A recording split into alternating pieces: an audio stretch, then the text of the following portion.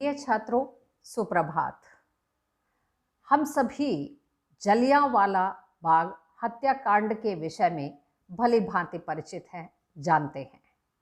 यह भारत के पंजाब प्रांत के अमृतसर में स्वर्ण मंदिर के निकट जलियांवाला बाग में 13 अप्रैल 1919 अर्थात बैसाखी के दिन हुआ था। रोलेट एक्ट का विरोध करने के लिए एक सभा आयोजित की जा रही थी, जिसमें जनरल डायर नामक एक अंग्रेज ऑफिसर ने बिना किसी कारण के उस सभा में उपस्थित भीड़ पर गोलियां चलवा दी थी, जिसमें 400 से अधिक व्यक्ति मारे गए थे और 2000 से अधिक घायल हुए थे। अमृतसर के डिप्टी कमिश्नर कार्यालय में 484 शहीदों की सूची है, जबकि जलियांवाला बाग में कुल 388 शहीदों की सूची है। ब्रिटिश राज के अभिलेख इस घटना में 200 लोगों के घायल होने और 379 लोगों के शहीद होने की बात को स्वीकारते हैं, जिसमें से 337 पुरुष, 41 नाबालिग लड़के और एक 6 सप्ताह का बच्चा था। अनाधिकृत आंकड़ों के अनुसार यदि हम देखें तो 1000 से अधिक लोग मारे गए थे और 2000 से अधिक घायल हुए थे। यदि किसी एक घटना ने भारतीय स्वतंत्रता संग्राम पर सबसे अधिक प्रभाव डाला था तो वह यही जघन्य हत्याकांड था। ऐसा भी माना जाता है कि यह घटना ही भारत में ब्रिटिश शासन के अंत की शुरुआत बनी।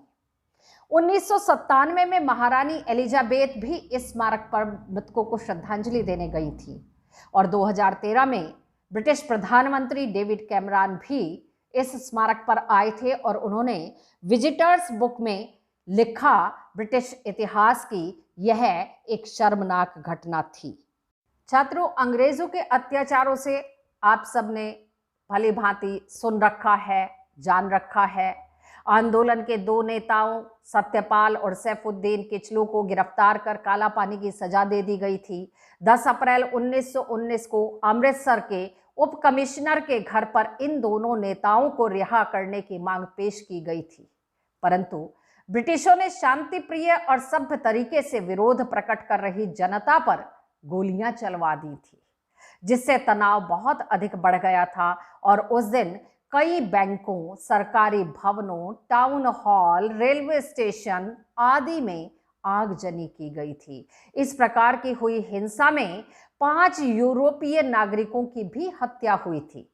इसके विरोध में ब्रिटिश सिपाही भारतीय जनता पर जहां तहां गोलियां बरसा रहे थे, जिसमें 8 से 20 भारतीयों की मृत्यु हो गई थी। अगले 2 दिनों में अमृतसर तो शांत रहा, पर हिंसा पंजाब के अन्य कई क्षेत्रों में फैल गई और 3 अन्य यूरोपीय नागरिकों की भी हत्या की गई। इसे कुचलने के लिए ब्रिटिशों ने पंजाब में अधिकतर भाग पर मार्शल लॉ लागू कर दिया था।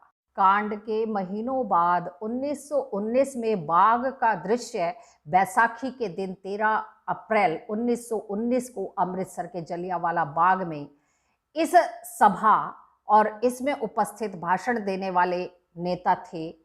शहर में कर्फ्यू लगा हुआ था, फिर भी इसमें सैकड़ों लोग ऐसे भी थे जो बैसाखी के अवसर पर परिवार के साथ मेला देखने, शहर घूमने आए थे और सभा की खबर सुनकर वह भी वहां जा पहुंचे थे। जब नेता बाग में पड़ी रोड़ियों पर ढेर पर खड़े होकर भाषण दे रहे थे, तभी brigadier general Reginald Dyer 90 British सैनिकों को लेकर वहां पहुंच गया, क्योंकि उसको इसकी भनक लग गई थी। उन सबके हाथों में भरी हुई राइफलें थी। नेताओं ने सैनिकों को देखा तो उन्होंने वहां मौजूद लोगों से शांत बैठे रहने के लिए कहा।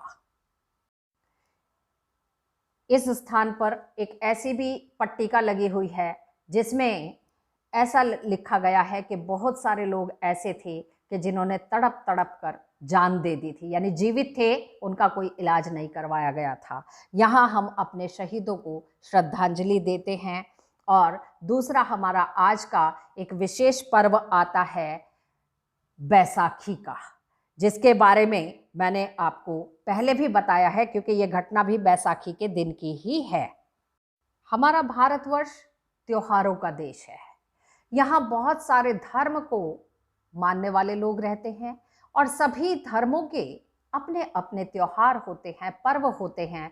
इस प्रकार यहाँ साल भर में हर दिन किसी न किसी धर्म को मनाने वाले लोगों का खास कोई त्योहार होता है। ठीक इसी प्रकार 13 अप्रैल के दिन सिख लोगों के लिए विशेष होता है। यह समय ही कुछ अलग होता है। खेतों में रबी की फसल पककर लहलहाती है, किसानों के मन में फसलों को देखकर खुशी रहती है, तो वे अपनी इसी खुशी को प्रकट करने के लिए इस त्योहार को मनाते हैं। वैसे इस त्योहार के मनाए जाने के कारण को लेकर कई अलग अलग मान्यताएं हैं। इस दिन सूर्य मेष राशि में प्रवेश करता है, यह भी त्योहार मनाए जाने का एक कारण है।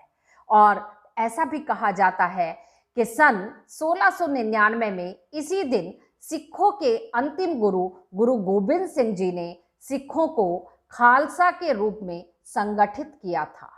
तो यह भी इसी दिन को विशेष मनाने का एक कारण है।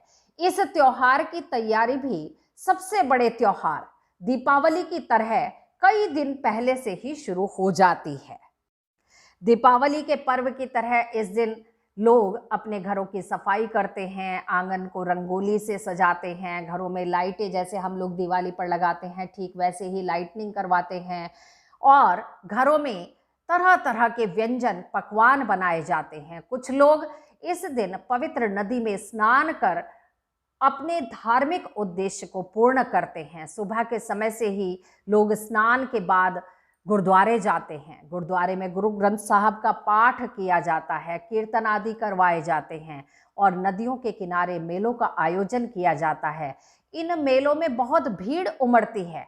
विशेष रूप से पंजाबी लोग इस दिन अपनी खुशी को अपने एक नृत्य भांगड़ा के माध्यम से व्यक्त करते हैं। बच्चे हों, बूढ़े हों, महिलाएं हों, सभी ढोल की आवाज में मदमस्त होकर झूमने लगते हैं और हर्ष और उल्लास के साथ अपने पर्व को मनाते हुए नाचते और गाते। इसके बाद स्टूडेंट्स, मैं एक तीसरा पर्व भी आपके सम्मुख रख रही हूँ, स्पष्ट करती हूँ। तीसरा पर्व कल 14 अप्रैल को मनाया जाता है, अर्थात हमारे संविधान पुरुष कहूँगी मैं इन्हें, बाबा भीमराव अंबेडकर जी का जन्म दिवस मनाया जाता है। भारत को संविधान देने वाले महान नेता डॉक्टर भीमराव अंबेडकर जी का जन्म इसी दिन हुआ था, अर्थात 14 अप्रैल 1891 को मध्य प्रदेश के एक छोटे से गांव में हुआ था इनका जन्म।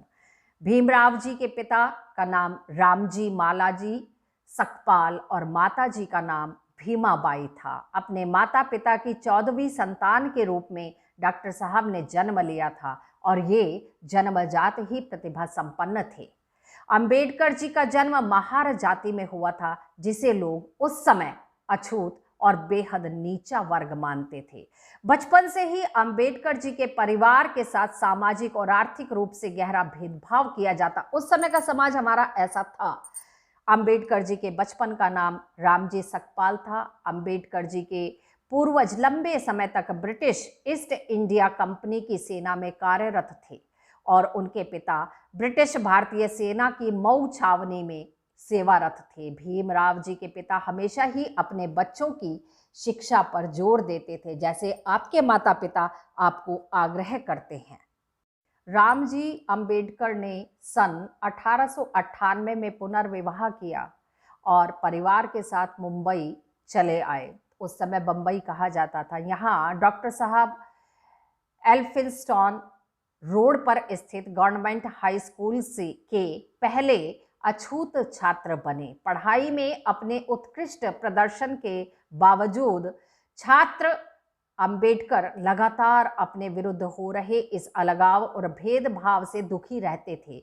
1907 में मैट्रिक परीक्षा पास करने के बाद भीमराव जी ने मुंबई विश्वविद्यालय में प्रवेश लिया और इस तरह वे भारतीय महाविद्यालय में प्रवेश लेने वाले पहले अस्पृश्य बन गए, यानी छुआछूत के जो इस दंश को झेलने वाले थे। बाबा भीमराव अंबेडकर जी का राजनीतिक जीवन कुछ इस प्रकार से रहा। 31 जनवरी 1920 को इन्होंने एक साप्ताहिक अखबार मुक नायक शुरू किया और 1924 में बाबा साहेब ने दलितों को समाज में अन्य वर्गों के बराबर स्थान दिलाने के लिए बहिष्कृत हितकारिणी सभा की स्थापना की।